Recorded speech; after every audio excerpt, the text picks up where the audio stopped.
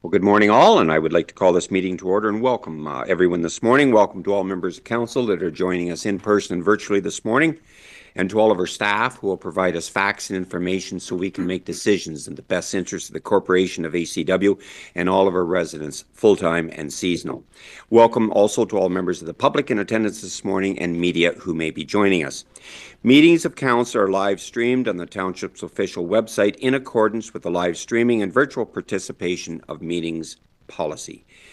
Do any members of council have a pecuniary interest or general nature thereof to indicate at this time of any agenda item that we have today? Seeing none, I thank you for that. We do have the minutes from the 14th of January council meeting, and I would entertain a mover and a seconder for the approval of these, and that would be Deputy Mayor Van Stone and Councillor Hickey, that Ashfield-Colborne-Wawanosh Township Council hereby adopts the January 14th, 2025 council meeting minutes as written. Do we have any questions on these minutes? Seeing none, all in favor of the motion? And that is carried. Thank you. Open forum is an opportunity for any members of the public to make any comments that they would care to at this time of any agenda item that we have on our meeting this morning. And if anyone would like to make any comments, please go to the microphone, indicate your first and last name and the agenda item that you'd like to address, please. Stopwatch. My name is Jennifer Morris, and I'm a resident of ACW. Thank you for letting me have some time to talk. I'm going to be addressing 15.1, Balls Bridge. So I have a few comments regarding the bylaw. First of all, the actual scope of this committee seems a bit understated in the agreement. Balls Bridge is recognized in the ACW official plan as a cultural heritage site, and Ontario Heritage Trust lists Balls Bridge as one of its sites. I can provide references for those if needed. It is a concern that Little Lakes Road itself is not included in the cultural heritage landscape of the plan. Without this beautiful winding natural country road, there would be no way to access the bridge. Additionally, the Little Lakes themselves and the unique geology that form them is of importance and significant to the area and surrounding environment. The bridge does not exist in isolation, and the road is part of the experience, environment, and importance of the area, as are the forest, fields, and natural features along the road.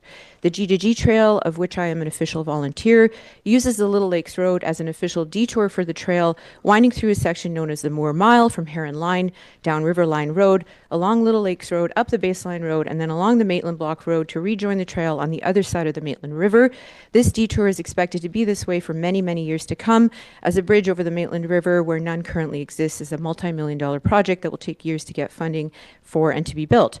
This detour brings even more people to the area along the road. The G2G Rail Trail, if you did not already know, is now formally part of the Trans-Canada Trail, an interconnected network of trails to literally traverse the country, a major milestone for the G2G, putting us on the map here in Huron County, bringing even more visitors to the area. Additionally, the Little Lakes Road is part of the Maitland Trail with the official Point side of order, trail. I don't mean to be rude, but this is about the Balls Bridge. Right, and I'm getting to that. No, could we stay on that, Mr. Mayor? I would appreciate that, Yeah. and we do have a 2-minute. The walk to the 5 Balls. minute, I'm sorry. Please. Okay, the walk to the Balls Bridge is an official side trail. I'm not sure if you're familiar with Propulso data, which is the data that can be used to track the movement of individuals in different areas and relies on cell phone data and location and tracks the number of people that travel through an area. The G2G has used this information to demonstrate over 25,000 unique visitors in 2024 in 4 months alone. 50% of these people are local and 50% are tourists, and this data does not account for people who do not carry their phones, so it's actually an underestimation. Point of order, Mr. Mayor, this is about the terms of reference of the committee, which Bill and I are on, which was agreed on by the committee. If we could stick to the terms of reference, which is what this letter is about. Correct. I concur with that. Please cite your comments to the agenda item. So my point is that Balls Bridge and the Little Lakes Road are one of the top tourism and recreation destinations in Huron County.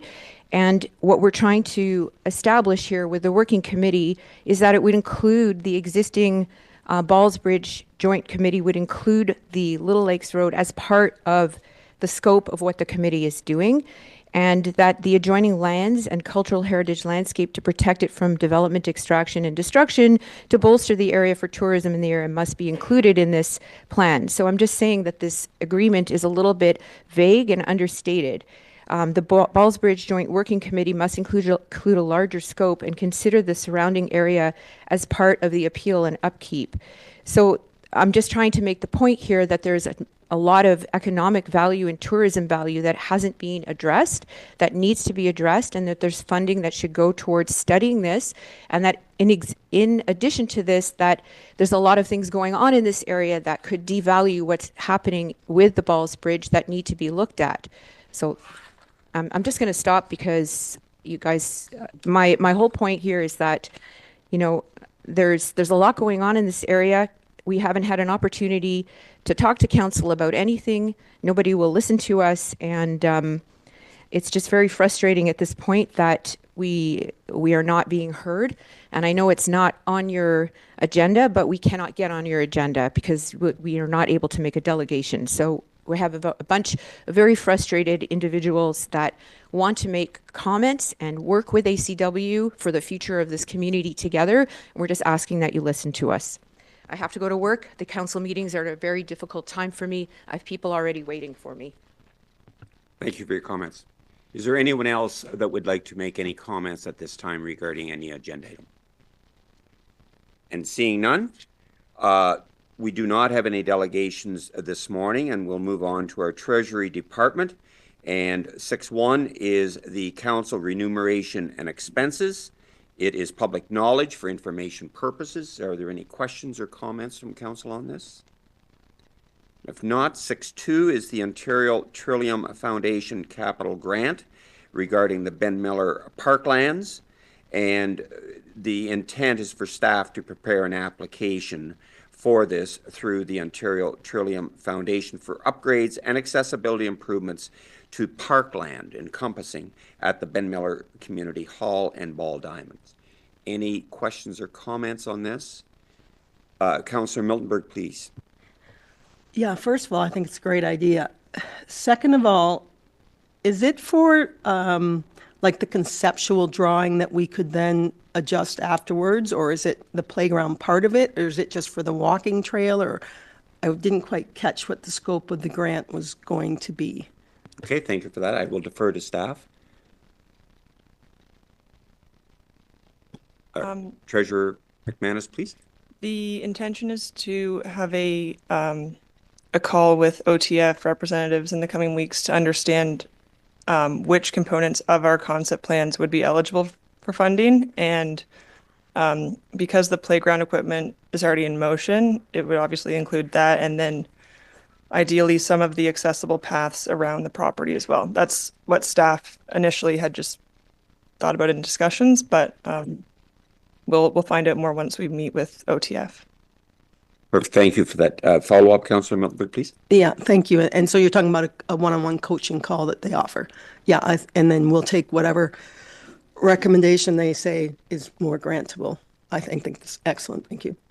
Great. Any additional comments? And if not, I will ask for a show of hands if we're in support of staff proceeding with this. And that is supported by council. Thank you very much, and thank you for staff for this. We have nothing under planning this morning.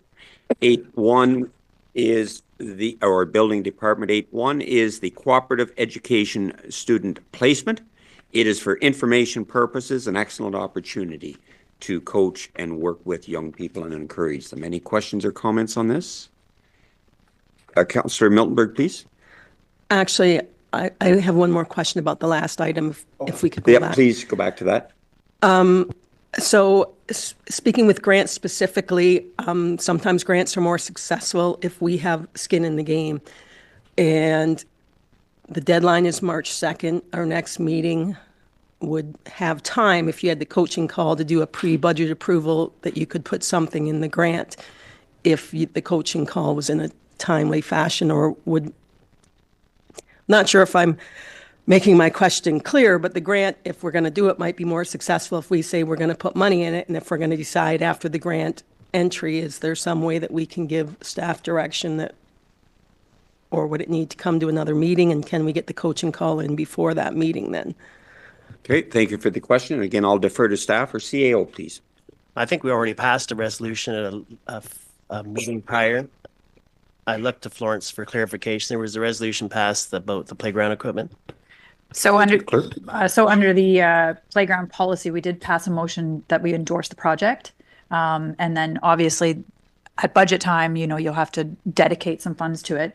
The Ben Miller Community Hall is already fundraising funds towards it. So that would be part of the granting application. And I look to Ellen here. Okay, thank you very much. Treasurer, please. As part of the 2024 budget, council did have a $25,000 amount for playground equipment. And the idea with that is it will be transferred into reserves for the purposes of moving the Parks and Recreation strategic plan ahead. So there is money earmarked for playground equipment if, I'm not sure what the process would be, but if council was okay with that being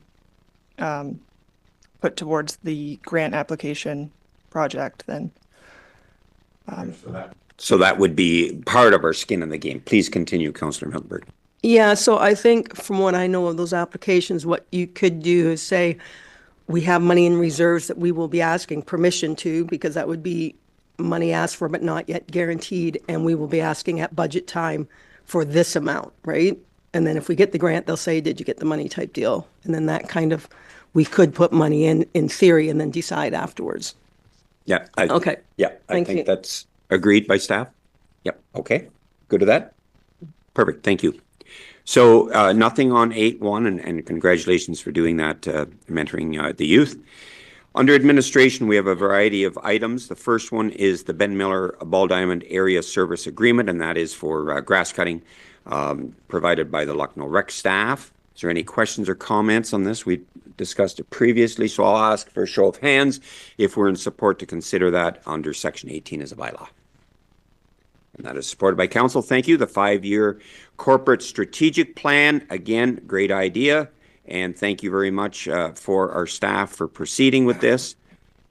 Is there any questions on this? Councillor Miltenberg first, please. Yes, first of all, I think it's great. If I had more air, I'd say more things about it.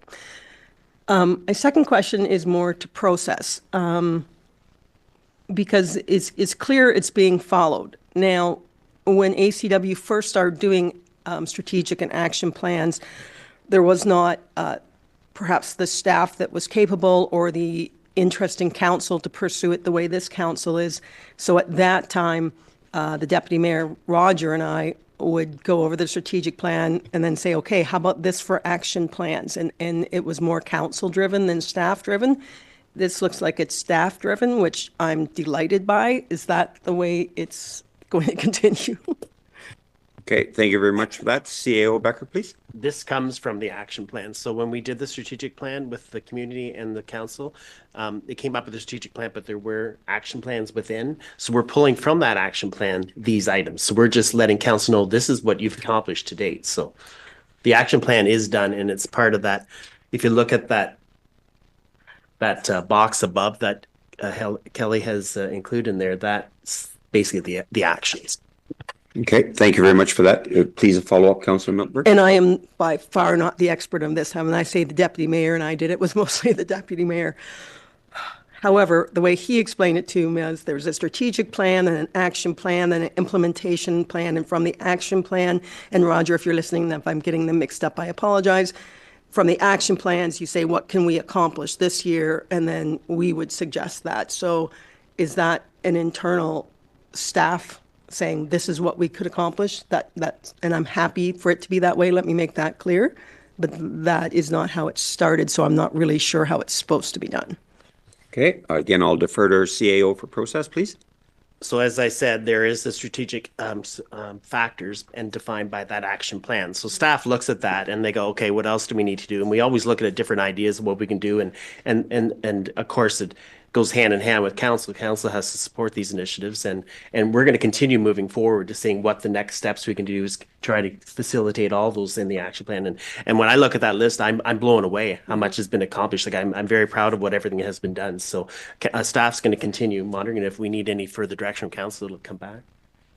Thank you. I agree. Just before I go, are you good, Councillor Miltenberg? Yeah, perfect. It's working the way it's supposed to. I love it.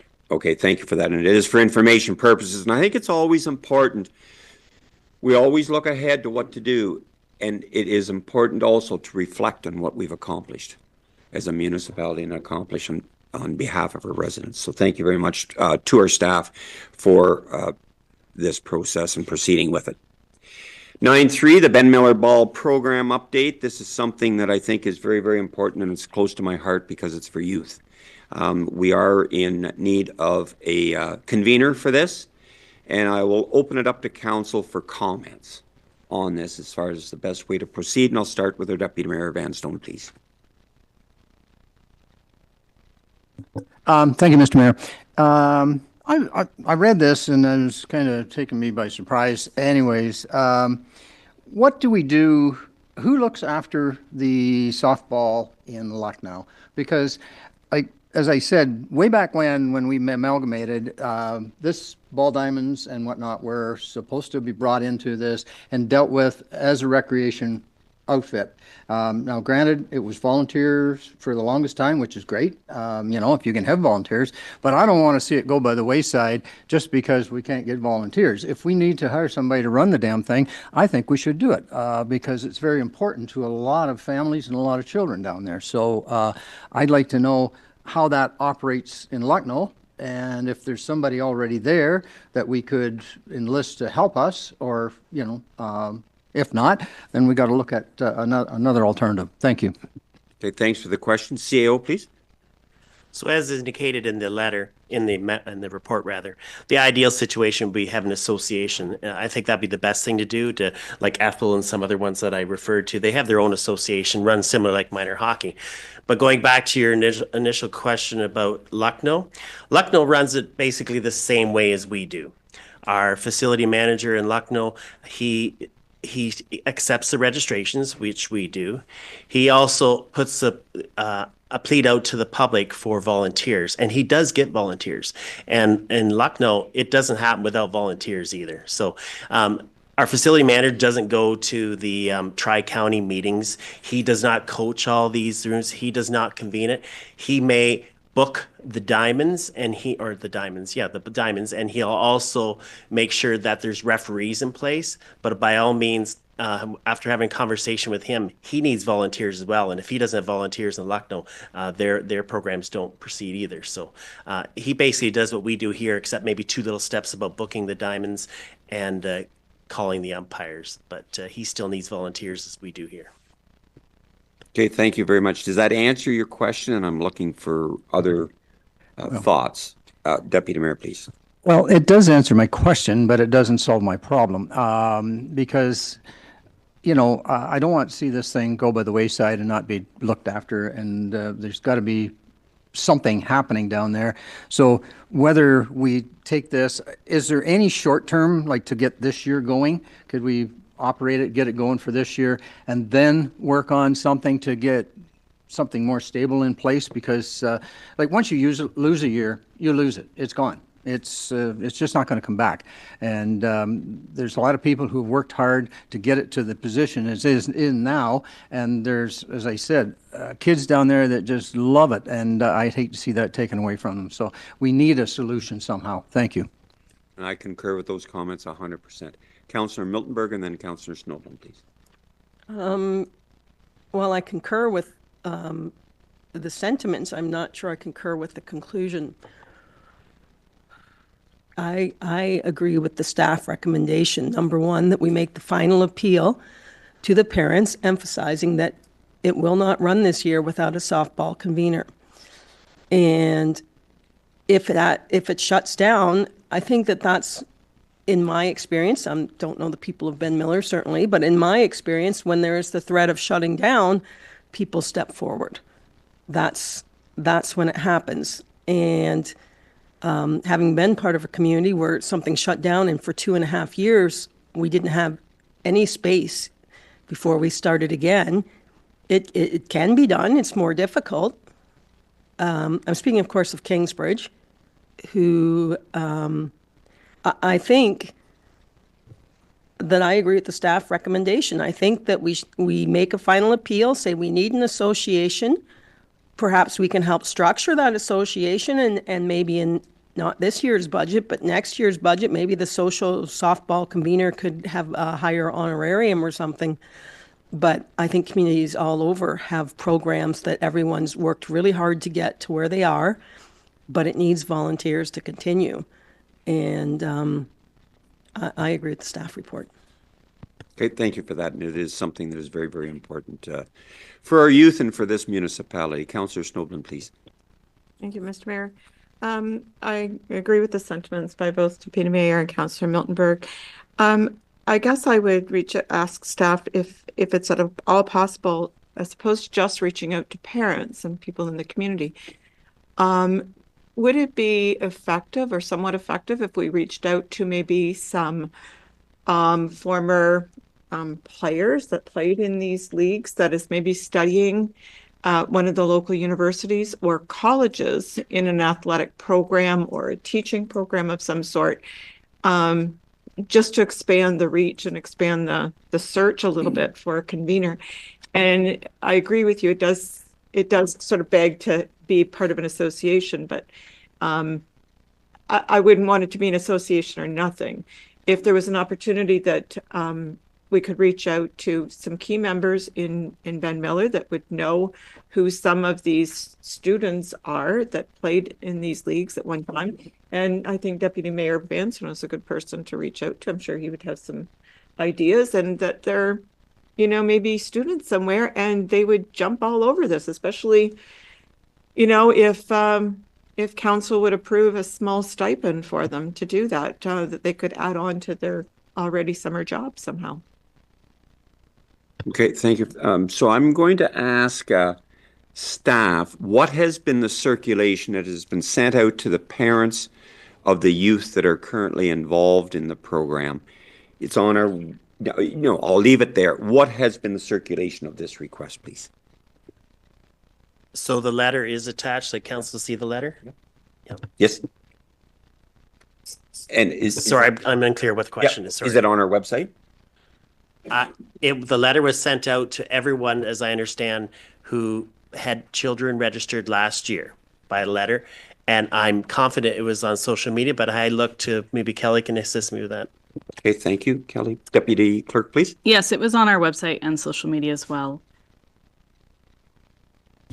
Okay, thank you for that. We just have to come up with a solution to move forward. Councillor Hickey, please.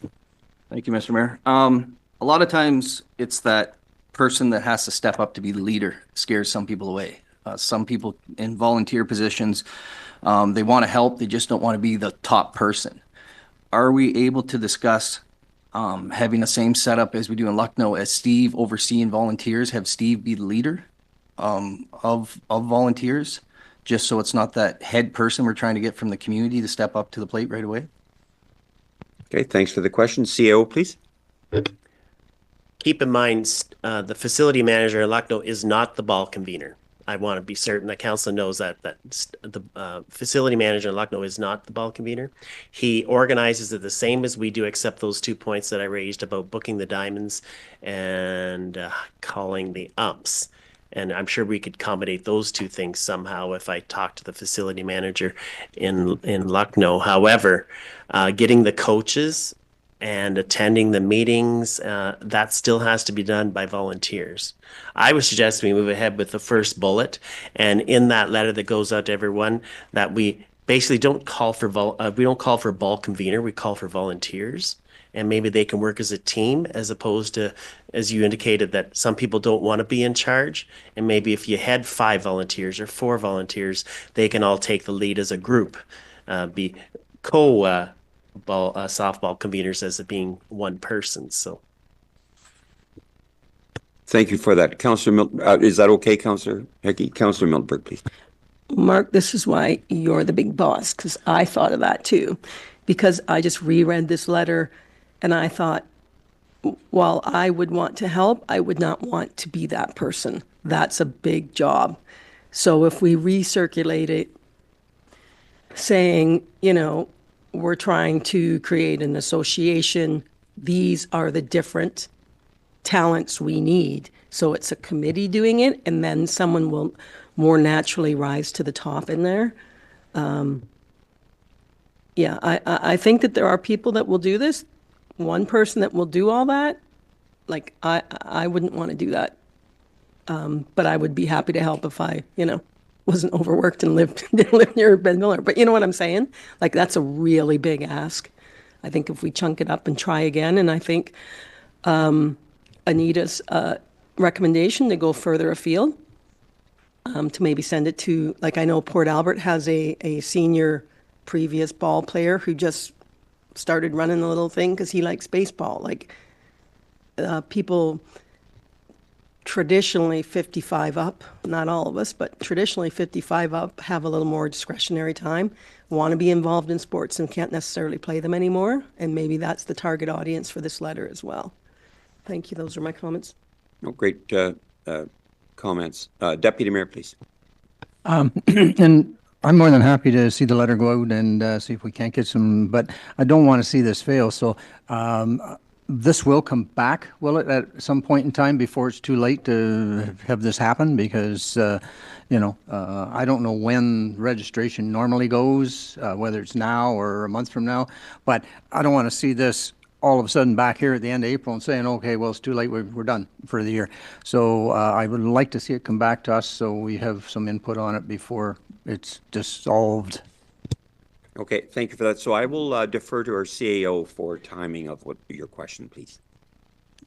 So if council supports the letter going out and perhaps removing the ball convener and just having volunteers so it doesn't all fall on one person's sole shoulder, we could send that out and we can send it out to those same parents that we sent out before, and we can also post it more on social media, and hopefully those that see it on social media and might know of that person that's in Port Albert that might be interested could share that, and by all means anyone in this room, if they think of someone that might, because it's unfortunate, we don't know who those people are, and maybe others do, and they could forward that on to say that we're looking for them. But I also want to confirm that we would encourage, I think, I just want to be certain before we send that letter out that we put in there that if no interest is showing, that there's potential that softball could fold. And I just want confirmation from council on that. And getting back to Bill's original question, a deadline. So when we do this letter, I would propose that we set a deadline that they have to be in by February 28th, for instance, just as a date that I've pulled out of the blue. And yes, it would come back to council one way or the other. One way would be, yes, we got the volunteers were good to go, or two, we didn't get the volunteers. We wouldn't pull the plug on Ben Miller Ball until it came back to council for their approval or moving forward. So the deadline for the ball registration is the 15th of March, but it could be moved to the 30th, according to staff when they just messaged me now. So did that answer your question? Yes, thank you. And I'd be okay with that. That would be great. Thank you. Okay, thanks. I want to go back to a comment that Councillor Snoblin commented about a stipend. Do you want to follow up on your thought process? Do you feel a stipend would be appropriate, or what was your thought process with that comment, please, Councillor Snoblin? Well, increasingly, our society is having difficulty trying to find volunteers. It doesn't matter if it's baseball in Ben Miller. It doesn't matter where you go. The hospitals, the Legion, pick an organization. They're all struggling for volunteers. And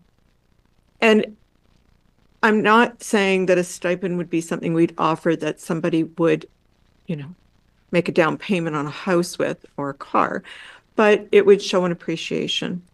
And I'll put it out there that, I said this on many times to council that I believe we are in a recession here in Canada based on GDP. But, the numbers say no. And I'll put it out there to council previous too, that I will not be in favor of, huge tax increases this year at budget time.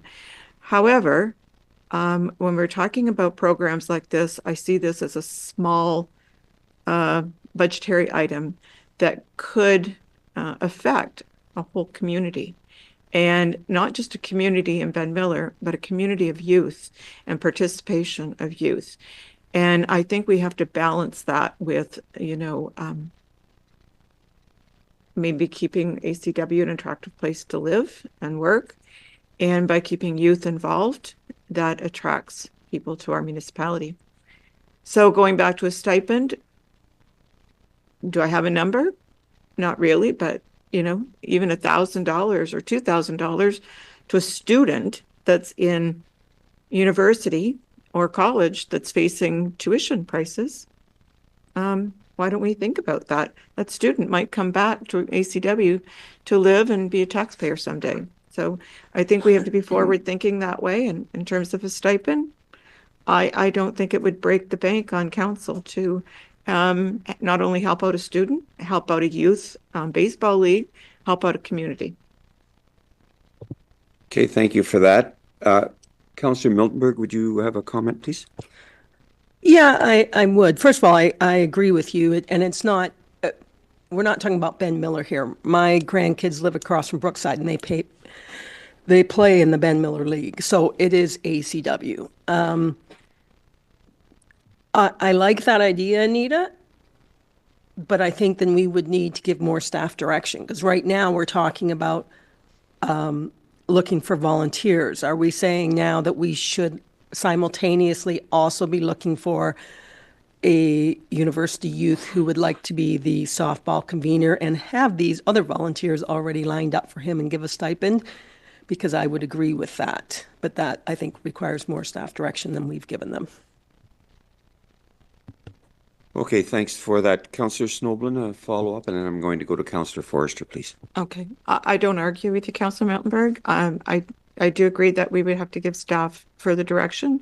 Although in my previous comments, I thought I suggested that, the reach should be a little further without, being focused on just parents to help with this position. I'm hoping that staff would have a good sense of whether or not there's been any incoming of volunteers for this after a week or two of advertising, making phone calls, putting it on social media, that they would maybe, just take the next step, or, as I said, reach out to certain members of the community that might have a connection to someone that has a student in school somewhere, either going through for a teacher or kinesiology, something like that, that would tie in with their future career. So I do agree with you. Maybe we do need to be more specific and direction to staff, and I'd be happy to have that discussion. Okay, thank you for that. Councillor Forrester, please. Okay, thanks, Glenn. I'm not totally against it, but say the volunteers in Lucknow, like, why aren't we getting a stipend? Like, you're gonna have a snowball effect. So that's my thoughts on that. Thanks. Yeah, okay. Thank you for that. CAO, please. Thank you, Wayne. That's exactly what I was thinking, because I'm afraid if we start giving too much stipends in Lucknow, we're going to have to be doing the same. So, thank you for that. Deputy Mayor, please. Thank you, Mr. Mayor. Yeah, I think something we should look at, because once upon a time, long, long ago and far, far away, we had an awful time getting umpires. And once they started paying them, there's no problem getting umpires. Now they're, almost standing in line to be done. So I think it needs a whole lot more discussion and a whole lot more of a lane we got to get into and get to the finish line. So I don't know where we do it, how we do it, but we should bring this back for more discussion and streamline this a bit. Thank you. Okay, thanks for that. I'll go to Councillor Miltenberg, and then I'd like to make a comment, please. Councillor Miltenberg? Yeah, I think, while I don't necessarily disagree with you, Bill, I think we're getting the cart ahead of the horse. In a perfect world, you put out for multiple volunteers. Those volunteers get together and say, okay, but we need a social convener, and this is really, let's approach the township and see what they can do towards it. I don't think we should proactively say, let's pay the volunteer or the umpires. I think we should have a conversation of the people who are actually going to be overseeing the umpires to say, okay, we're really struggling here. Much as we did, I guess you weren't all there. Lucknow Joint Rec, we had that conversation several years ago when we were trying to recruit more lifeguards. Like, what could we do? And it was the people who were in charge of the lifeguards who decided to increase the stipend, right?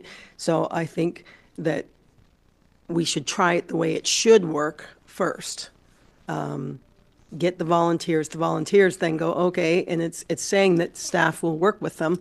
If there's a request, then Like, it shouldn't be the council running the baseball league. We want it, we'll do what we can to support it. I certainly want it to go on, for selfish reasons as well as big picture reasons. But it's not our role to run it. So I think that the staff's direction is great. And as counselors and former baseball players, we may know people who might not see the original letter, but you could target it towards them. And let's try that approach first. That's what I'd be happier with. Okay, thanks for that. And I will concur that at the Lucknow pool, we had challenges getting lifeguards, and when we increased the compensation, they come forward. And the youth are the recipients of that for education, whatever they are pursuing. I'm going to ask a question. And the worst thing would be that this does not function. We all want it to happen. And the convener appears to be the challenge.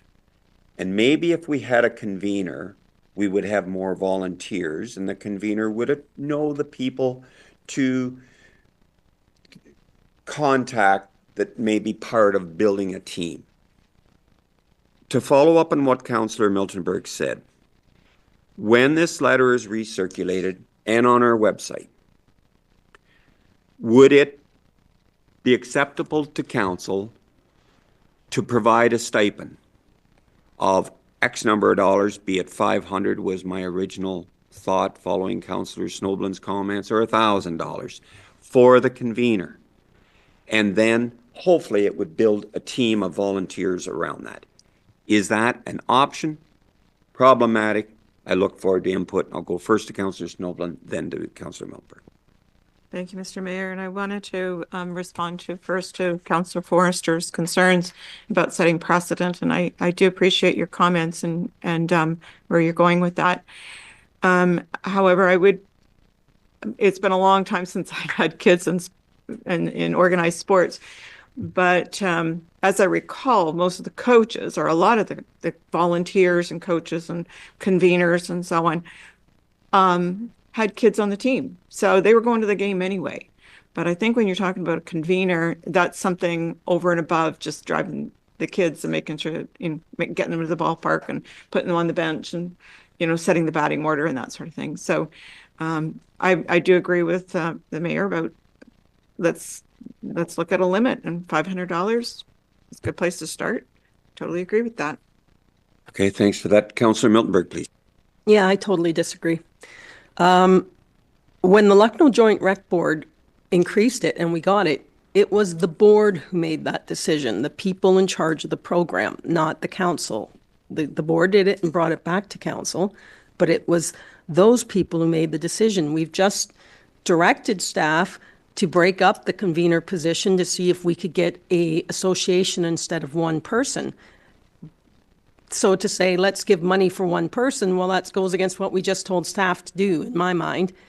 I think that as much as we really want this to continue, I think we're not letting the natural process go forward.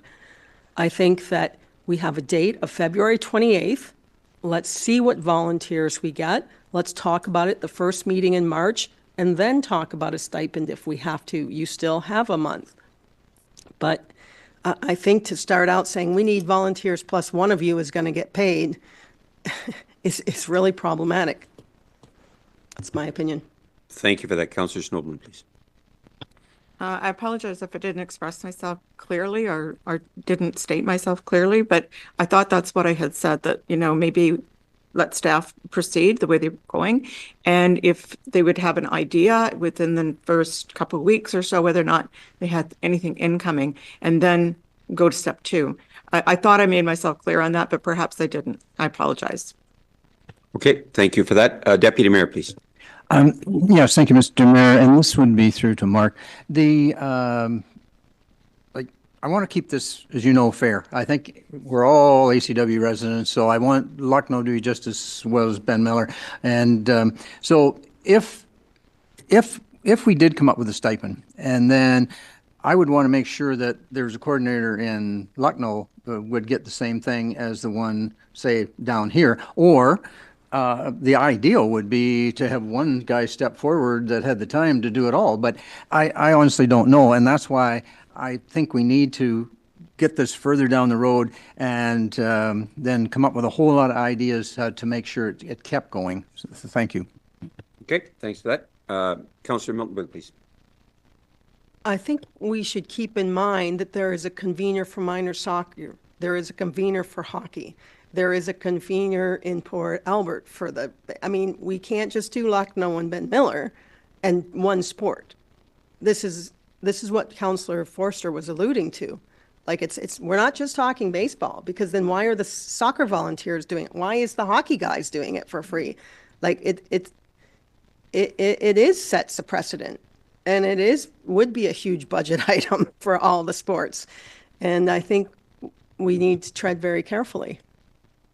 Fair enough. CAO, please. So I would suggest we go with the first bullet that was recommended. One final appeal emphasizing about the ball cannot operate without volunteers in the hope of attracting individuals to volunteer their time to act as volunteers, not so much just the ball convener, and hopefully, like I said earlier, the group of them can perhaps run it. And should there be no interest shown, that there could be a possibility that the Ben Miller softball may discontinue.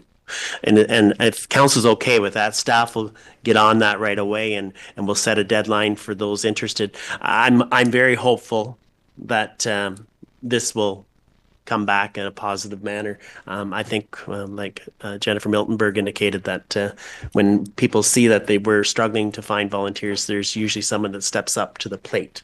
Pardon the pun. Okay, thank you very much for that. Councillor Miltenberg, please.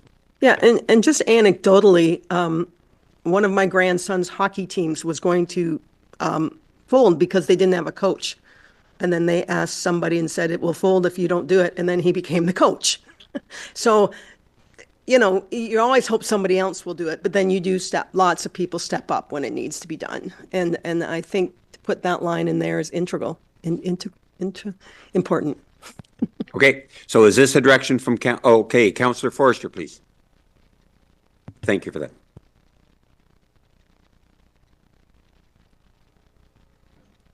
Okay, there we go. My thoughts on this is how many hours do you have to dedicate to this? Maybe that should be made known, or is that not known? Thanks for the question. CAO, please. That's a mystery question. I don't know. Sorry. Okay, thank you. Yeah, no, it's a good question. Yeah. So the direction from council to staff is to proceed sending out this letter again, emphasizing that we really need volunteers for the program to continue, or it will cease. It'll be on social media. Is that direction from this council? Okay, thank you very much for the fulsome discussion. Staff good with that? Perfect, thank you. Thank you. 9.4 is the alternative voting methods, the same as in the last election of municipal council, that it be internet and telephone. Any comments on that? And if we're all good at that, by law, I'll come back to a future meeting. Councillor Blake, please. Thank you. So just to clarify, when we say alternative voting methods, the only voting methods are internet and phone. Is that correct? Thanks for the question. I'll defer to CAO, please. Yeah, that's correct. Yep, please continue. I'm definitely not. There was problems around last election with this. I'm definitely not content with that. In this community in ACW, we have a huge large community of Mennonite and Amish people, and that doesn't really suit their religion. So I really think that we should discuss further and try to come up with some type of idea to, I don't want to say cater to them, because that's not I don't want to cater to any one individual group, but we have to be able to include them better than internet and phone, which they both do not use on the regular. I know in the past it has been discussed that the St. Helens Hall used to, I don't know this for sure, but St. Helens Hall used to have a voting station set up. But I'd like to hear what other people have to think on that. Thank you. Okay, thanks for that. And I think by my memory, didn't we have a voting opportunity at St. Helens? And does anyone recall how well it was utilized. CAO, please. So not this past election, but the election before, we had opened up the St. Helens Hall for a few days or a few hours for folks to come in. They still had to use internet and they still had to use the telephone. Staff were there to assist them. It was not well attended. There wasn't very many people there. So the past election, we didn't do it, but we've always done it here in the municipal office. For the past two elections, when we had this type of voting method, and anyone that had needed assistance, we would provide them with a phone. Instructions and assistance were required, and to use a laptop if they decided to use a laptop. So hopefully that answers your question. Okay, thanks for that. And I'm going to go to Councillor Forrester next, please. Okay, thanks, Glenn. I remember at for the election last time, they preferred paper, but if that has a huge cost to it, I'm not in favor of that, but I don't know, somebody can look into that. Okay, thanks for the question. CAO, please. The voting method that is in front of you, it's either telephone or internet. There's no paper ballots. So it's either one or the other then, correct? Yeah, you can either go paper ballots or what we're doing right now. You can't do both. Okay. Yeah. Okay. Thank you, Deputy Clerk, please. Note here, paper ballots cost about double to the electronic election. Okay. Thank you, Councillor Miltenberg, and then Deputy Mayor, please. I think that I take Councillor Blake's comments and recognize them, that we are trying to accommodate all groups. We're trying not to exclude. Now, having said that, the Amish and the Mennonite community do use the phones quite regularly. And absolutely sure that in 2014, people were going around with cell phones. They were going around with cell phones at the last election to get the Amish to vote, and the Amish were voting on cell phones. I know that 2 elections ago, when we put the phone and the internet and staff, I think it was used by less than 10 people, and most of them were not Amish. I think that we had a longtime Amish employee who said some vote, some don't. Didn't matter to him. I mean, that's just one. But I think we also need to recognize we have a large lakeshore who are not in their seasonal residences during the election period, and this makes it easier for them as well. I think that as long as it makes it achievable, then it's okay with me, and I'd like to support that we do the alternative voting method. Okay, thank you very much for that. Deputy Mayor, please. Thank you, Mr. Mayor. I've talked to the Amish people, and yeah, they do have phones and they do all this, but they do not like voting on the phone because they don't understand how to run them. And anybody that did vote last time had to be shown, which isn't the way to do it, because so if I went to Jennifer and said, here's your phone, all you have to do is touch that button. Well, they don't even know who they voted for. So I really would be looking into the paper ballots for everybody, but I do realize that you've got to have twice the manpower and twice the cost. But I don't know, I'm really torn between on this one, because they won't show up at a place to use a phone or an iPad because nobody wants to let on they don't know how to run them. So anyhow, I'm still in favor of the paper ballots. Thank you. Okay, thank you for that. Councillor Miltenberg, please. And while I appreciate your comments that perhaps they prefer paper, I also had probably 5, I don't know if they're millennials or Gen X's, or I don't know where they cut off, but they're quite a bit younger than me, who told me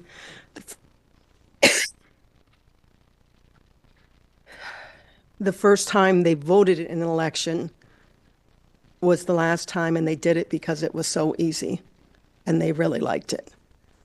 And I think that internet and phone is established. It's the way that the world is going. And I'm all about saving trees. I still would support the alternate voting. Okay, Councillor Hickey, please. Thank you, Mr. Mayor. I'm not a fan of the mail-in ballots for the reasons stated in the report. I think there's good arguments there. Why not to go into the mail-in option? I appreciate the answer from staff about the cost.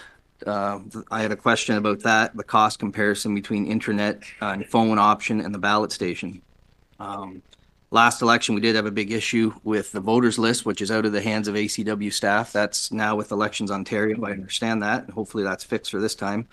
But I do like the clean and immediate results that we had from the process last election. It was smooth, and my personal opinion is if people want to vote, they will.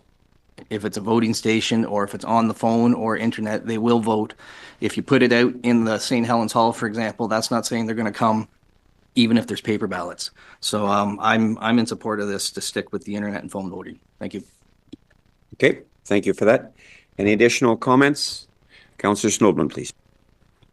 I guess I have a question more than a comment, and I don't know who would answer it, but I'm not sure if it was Deputy Mayor Councillor Miltenberg mentioned something about, maybe it was Deputy Mayor, you just hold out your phone and like press that button, right? Yeah. So I guess it prompts a question to me, like, who's to say I couldn't take my phone and just start going to people that don't know much about phones and say, press this button, and then they vote for me?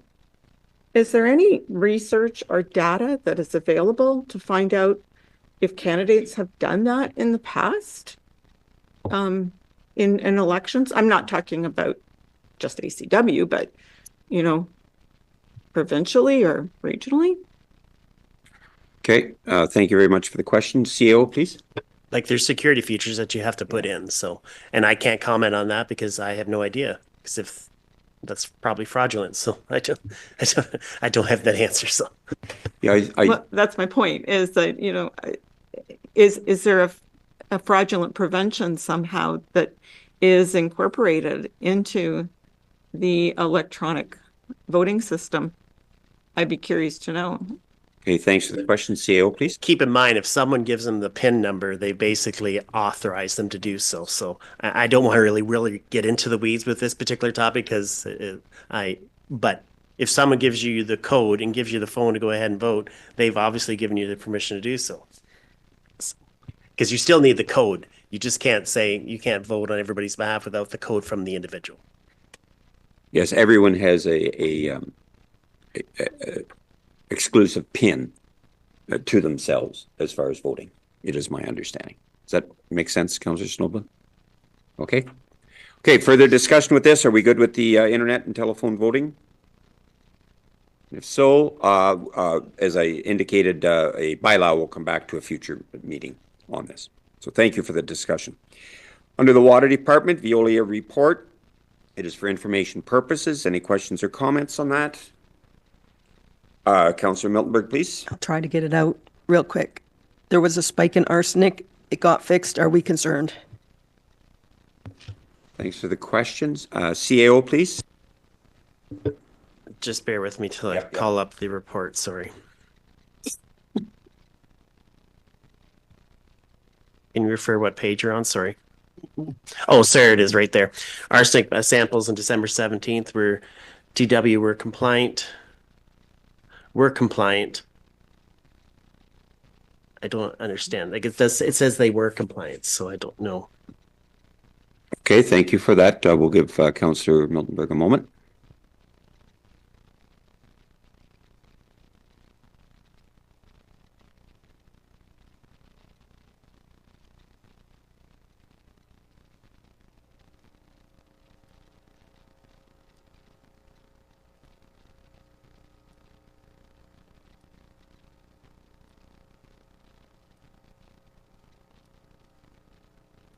Just use your microphone if you would, please, CEO.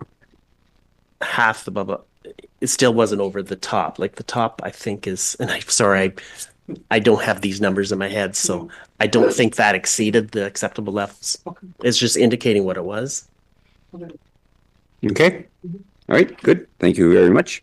Nothing under drainage, public works. We have received the report by our public works superintendent. Any questions or comments on that? It's for information purposes. Councillor Hecky. Thank you. I seen on the agenda the public works activity, and I expected it to be in capital letters, snow removal for the month of January. So I just want to acknowledge Tom and the crew for what they did. It was every day, all month for snow removal, and I think they did a good job. Thank you. Oh, thanks very much for those comments, and that is echoed by all members of council on that. Our staff have went above and beyond. CAO, please. So every time, Tom, thank you very much. Yeah, no, it's true. Tough conditions. Okay, part-time equipment operator labor appointment. We have two of those. One, of course, is part-time and then another full-time. And we'll consider those in Section 18 as a bylaw if council's in support of that. Just ask for a show of hands. Okay, thank you very much. Committee reports. Does any members of council have any committee reports that they would like to share at this time? I'll go first to Councillor Hickey. Thank you, Mr. Mayor. I got quite a few, if I can just keep rambling for a bit. Perfect, thank you. The Dungannon Community Alliance met. We're going ahead with the market this year again. So far, we have one vendor, the same vendor as last year, that came pretty regularly all summer with produce. She had a good year, so she's coming back. The food truck is going to operate from the end of May until Labor Day. They had a very successful year last year. And we have a kids market planned again, two planned, July the 18th and August the 15th for the kids market. So we hope to promote that amongst the youth in the township and have successful events with that. I attended the McKay Center lunch in Dungannon at the senior center a couple days after that. There was about 30 people there. Other councillors were there and staff. It was a good soup lunch, just an overall presentation of the programs they offer at McKay Center. And then they had a survey out for what they would like to see in the community in Dungannon, just to get the feel on what people want in the area. So it was, I think for 30 people to show up that day, that was an excellent attended event from the community. We met for short-term rental committee. We reviewed other policies from two other townships on short-term rental, plus a survey that got sent out by our staff. We reviewed the response for that, so that was an informative meeting. I attended Roma, full of information again. The one of them I attended was agricultural economic development, and it talked about how municipalities can support and develop agritourism as well as on-farm diversified uses, not just farm gate, but examples, halls over in here in East. They have a barn for events and projects like that to bring people to the community. The keynote speaker was Chantal Bear. I just want to comment to that. She was excellent. She gave a 30-minute talk about just the whole Canadian political view, right, or actions right now going on. Province, Canada, and municipal. She just kind of covered it all in her speech, and she was an excellent speaker. I sat in on healthier democracies in rural Ontario. They talked about initiatives to improve democratic and political engagement in the townships. They talked about diverse candidates, attracting respect in the process for the councillors and it goes the other way for the community members when speaking. And it talked about encouraging participation in local government and voter turnout. And promoting greater awareness in our roles in municipal government was all talked about. I sat in on navigating the future of municipal waste management, and it talked about the roles of producers and municipalities in managing waste. It talked about the transition coming up with the Blue Box program. As well, it talked about alternatives, including incinerators, and how the incinerator process sounds dirty, but how it's a clean process and it's improved over the past 50 years. And certain areas in the world are going to the incinerator end of it. And then I also sat in on an insight breakfast, short-term rentals and economic development. So thank you. Thank you very much for that. And it was a great conference, absolutely. Additional committee reports, Councillor Miltenberg, please. Yeah, it's just to add on to Evan's report about that DCA meeting. Kelly was there representing the municipality, and there was a discussion about working together, Kingsbridge, Ben Miller, Lucknow, like looking at where their events were and making sure we weren't overscheduled. And my suggestion was that, ACW could be the overseer of making sure we're not scheduling if, because we have to look out to Lucknow because it's a different county, so we don't actually get them, but they do affect our events. So I thought there was a very good, fulsome conversation also about all of ACW working together. Thank you for that. Councillor Hickey, please. Just to follow up to that, yeah, the comment was apparently like people playing cards in euchre is almost a circuit. Like people go to a certain hall every day of the week and they know where the card games are. So they just want to align up in Lucknow to Dungannon to Ben Miller to Goderich to wherever to keep the weeks open all days, just so there's no overlap for attendance. And that's great. It addresses the social interaction and the benefits and need of that. Absolutely. Any additional comments? Councillor Snoblin and then Councillor Forster, please. Committee reports, yes. Yes, please. Thank you, Mr. Mayor. I have a committee report on community safety and well-being. Our meeting was January 15th, and we had a presentation on mental health and suicide crisis response. Some of the data that was shared with us I found quite interesting and yet disturbing somehow.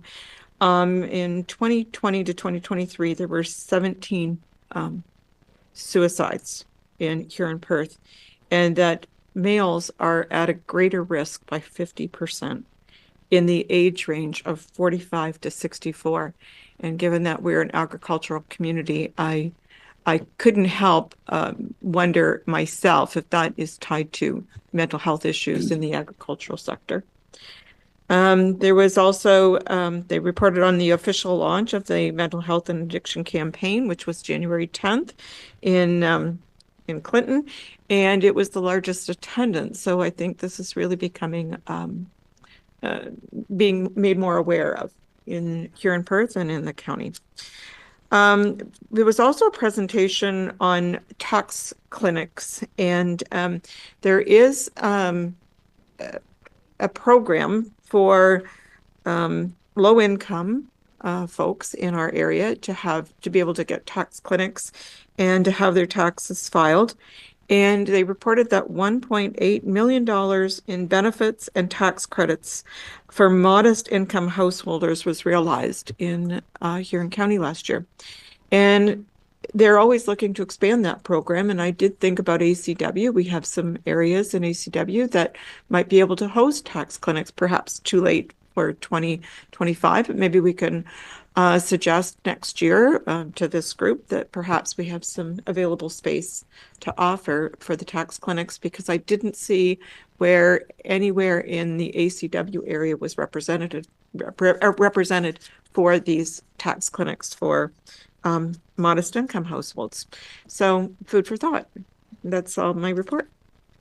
Okay, thank you for that. Just before I go to Councillor Forster, yeah, those tax clinics and the individuals that volunteer for doing that with low-income individuals certainly are to be thanked because it's a service that brings some dollars back to those individuals. They're certainly in need of that. So great comments.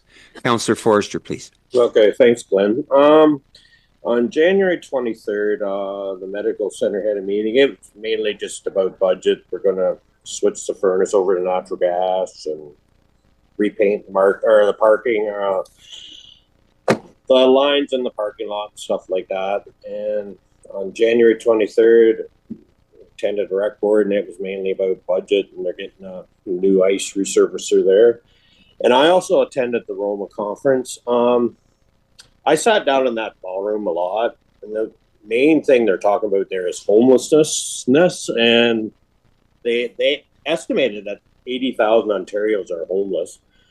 I thought that number would be a lot higher, but you don't.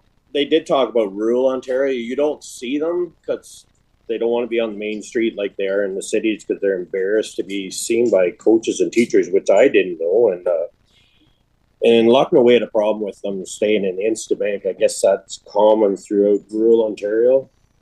And I attended a concurrent session on planning, which can't be the most exciting. It was in the afternoon, but it was really well put on, especially the last speaker.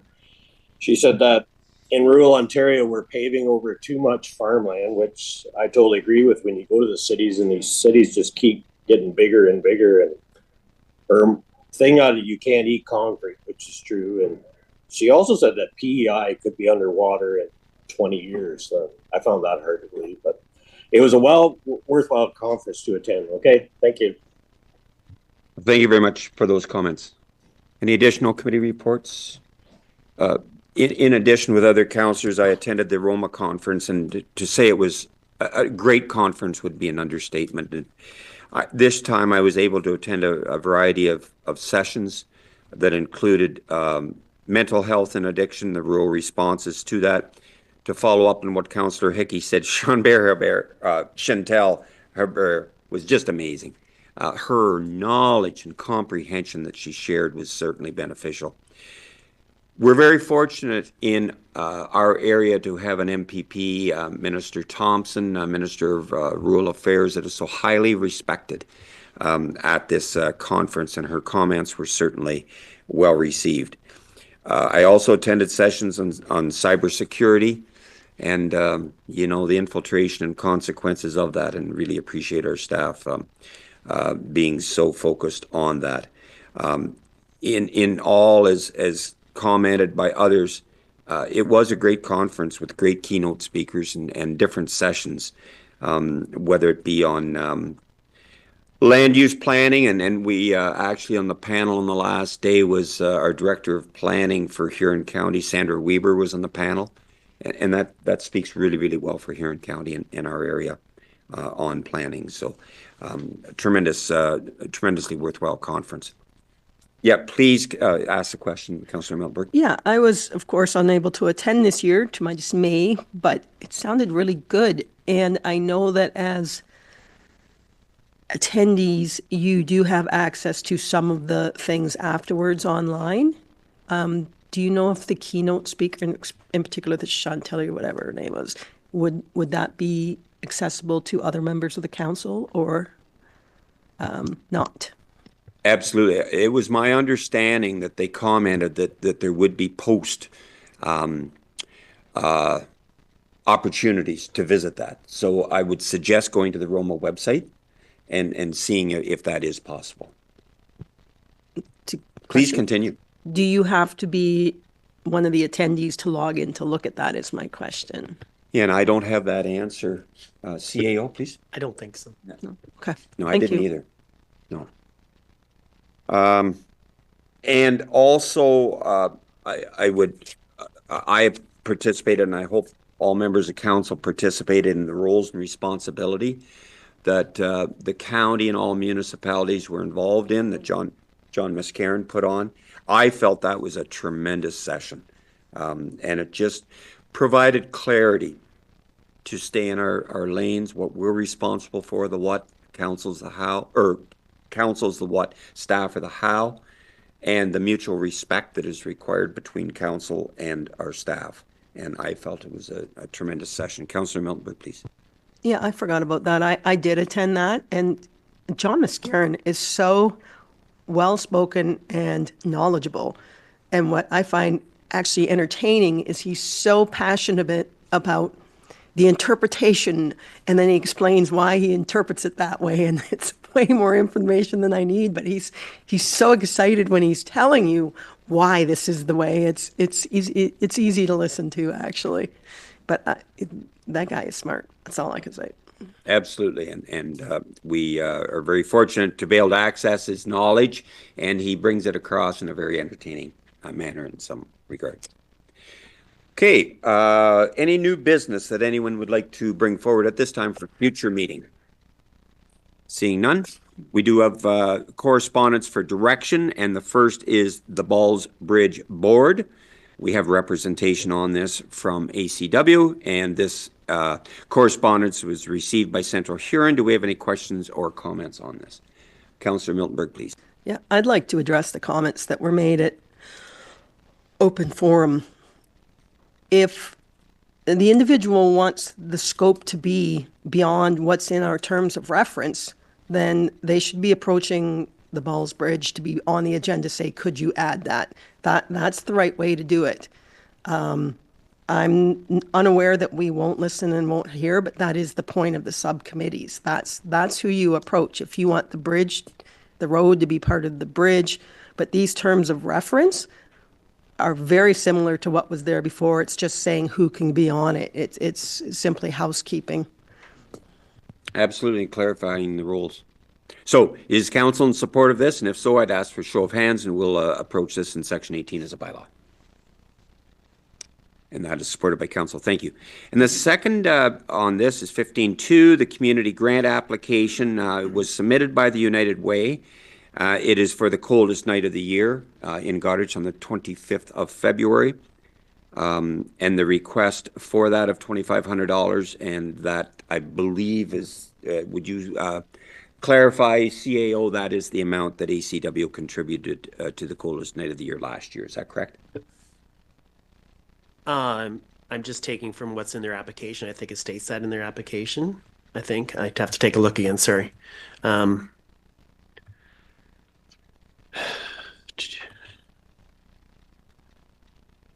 Yeah, number 6, it says, has your organization received funding assistance from the Township of Ashfield-Colborne-Wawanosh prior years? And it says yes, 2024, 2,500. Okay, thank you. What is council's feeling for this? And I guess I'm looking towards how we approach this.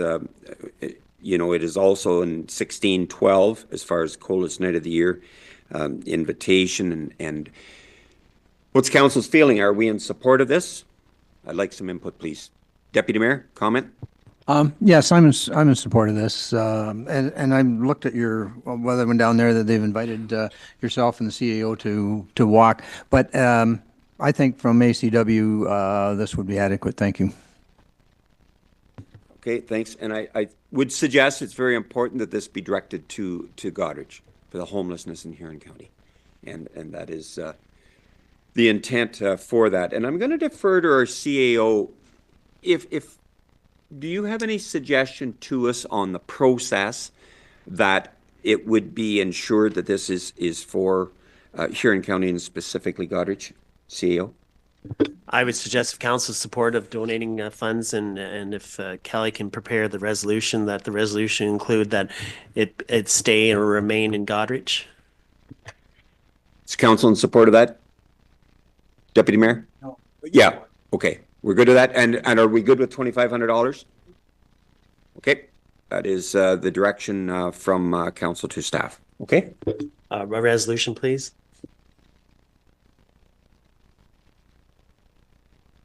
That Ashfield-Colborne-Wawanosh Township give pre-budget 2025 approval to sponsor the United Way Perth Hurons Goderich and area coldest night of the year in the amount of $2,500. Okay. Is that the CAO, please? Did you include the Goderich? I didn't catch that. It does say United Way Perth Hurons Goderich and area coldest night of the year. Deputy Mayor, please. Could we make that clear that we want it to stay in Goderich? Because the way I read that, it could go right back into their funds and go to them. So I would like it made clear that we want that money to stay in Goderich. Thank you. Oh, I concur with that 100%. And so we'll just give our clerk a moment to rejig that motion with the intent that it be targeted for the town of Goderich. I have added these funds are to stay in the Goderich area. Okay. You'll get with that, Deputy Mayor? Okay. Mover and a seconder for this resolution. Deputy Mayor moves. Councillor Blake seconds. Further discussion? All in favor of the motion? And that is carried. Thank you very much. Correspondence for information. Is there anything that anyone would like to pull on these for further discussion? Councillor Blake, please. Yeah, I just want to give a shout out to the Ben Miller Community Hall Board, the committee members, the volunteers, and other people that aren't on the committee as well that just help out around there. I'm looking back at my records. I believe as of January 30th, there are a bunch more funds already into the playground fund group. I believe there are just under $13,000 to date as of January 30th that they have fundraised going towards their playground project. So I just wanted to point that out. And thank you. Thank you for that. Anything additional on this? And if not, if you just bear with me for a second, please.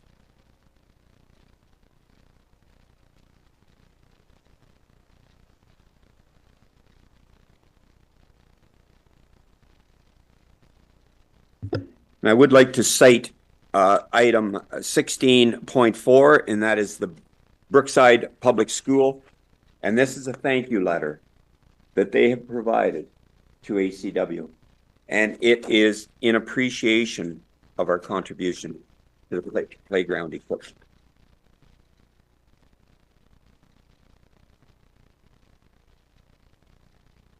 Whether anyone can see, hopefully everyone can see that. And I would like to point out the contribution that ACW has made in kind, as we'll see the truck, the excavation equipment. And if I could, this indicates in writing of a pencil of you, students, thank you for your funding for our swings and for all of your work to prepare the site. We are excited to enjoy the swings in the spring. Our community is awesome. Love from Brookside Public School. That is great. That's what it's all about, is the next generation. So thank you very much for council and pictures of students. And they're actually swinging. See? Yeah, exactly. So I just wanted to share that with everyone. Thank you.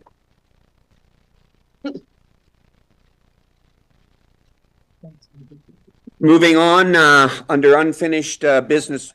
Oh, absolutely, Councillor Member. Sorry, I pulled up. It's the last one, the Menacet Bridge, 15 point something. Yeah, it should be 16, 14. 16 point, whatever it is. I can just, let me look out.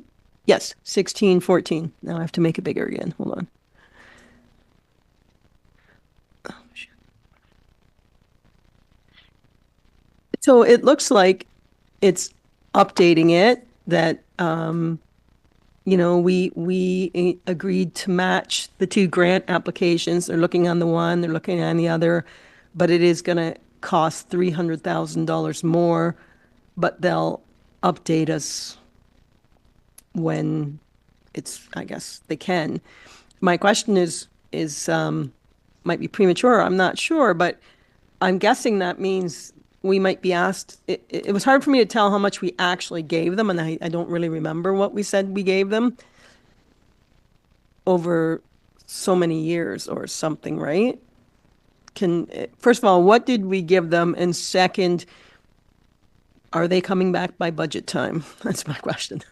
Okay, first, the dollars that ACW has committed to the Minnesota Bridge Association, CAO, please. I'm certain it's $50,000 spread over 3 years, and Ellen can just confirm that. However, this is just an update only. They're not asking for additional funds. This is just to keep us, keep the municipality in the loop. Ellen, I think it was 3 installments over a certain period of time, with the total being 50,000. Yeah, this is communication correspondence from the Minnesota Bridge Association. And actually, I was asked to do be involved in a photo op with Ms. Zapavu, and I did that in council, in the council building on that.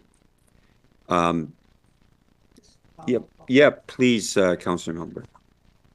I think the reason I wanted the answer maybe not necessary, because what I read was it's been used as matching funds if the grants are successful. But that's how they chose to use it. So if the grants aren't successful, we're still giving them money. That wasn't our choice to give them the money if the grants were successful. It was their choice to use it as matching funds. We've committed the funds. That is my understanding, Okay. Deputy Mayor.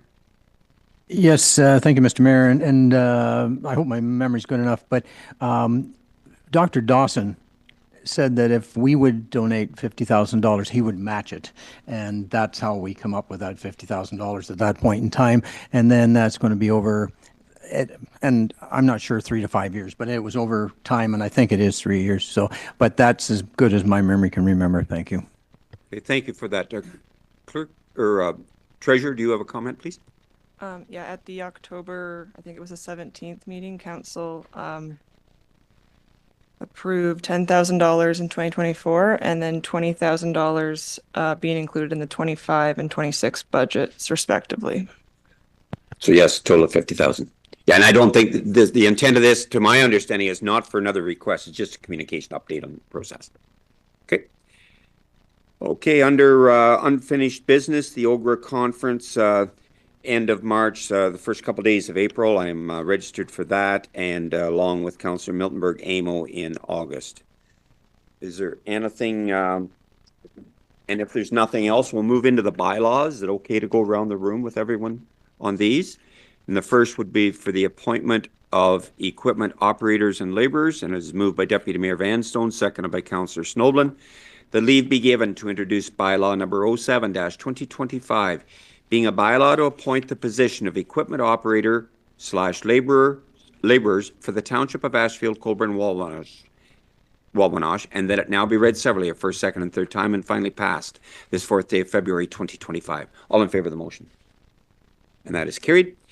The Balls Bridge Board Operating Agreement is moved by Councillor Hickey, seconded by Councillor Miltenberg. The leave be given to introduce bylaw number 08-2025, being a bylaw to authorize the execution of an operation agreement between the municipality of Central Huron and the Township of Ashfield-Colborne-Wawanosh, and that it now be read severally a first, second, and third time and finally passed this 4th day of February 2025. All in favor of the motion? That again is carried. The Ben Miller Ball Diamond Area Service Agreement is moved by Councillor Forrester, seconded by Councillor Blake. The leave be given to introduce bylaw number 09-2025, being a bylaw to authorize the execution of a service agreement between the Lucknow and District Joint Recreation Board and the Corporation of the Township of Ashfield-Colborne-Wawanosh, and that it now be read severally a first, second, and third time and finally passed this 4th day of February 2025. All in favor of the motion? That again is carried. We do have a closed session today, and it is moved by Councillor Forrester, seconded by Councillor Miltenberg, that Ashfield-Colborne-Wawanosh Council move into a closed session in accordance with Section 239 and Section 2 and Section C of the Municipal Act, with the CAO, clerk, CBO, and Public Works Superintendent remaining in attendance at 10:21 a.m. for the purpose of discussing a proposed or pending acquisition or disposition of land by the municipality. All in favor of this motion? And that is carried. We will recess for 5 minutes and give our deputy clerk the opportunity to secure the meeting in our closed session. Thank you very much to all members of the public for your attendance.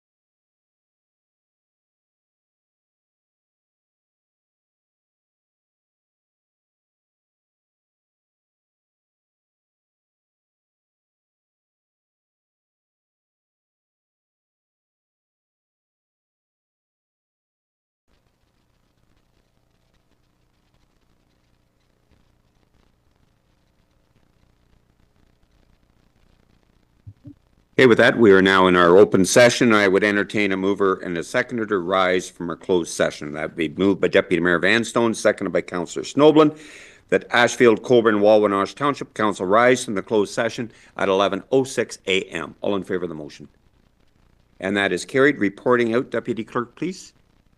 Nothing to report. Thank you. We have our confirmatory bylaw that is moved by Councillor Hickey, seconded by Councillor Miltenberg, that leave be given to introduce bylaw number 10-2025, being a bylaw to confirm the proceedings of the Township of Ashfield-Colborne-Wawanosh Council meeting held on February 4th, 2025, and that it now be read severally, a first, second, and third time, and finally pass this 4th day of February 2025. All in favor of the motion? And that is carried.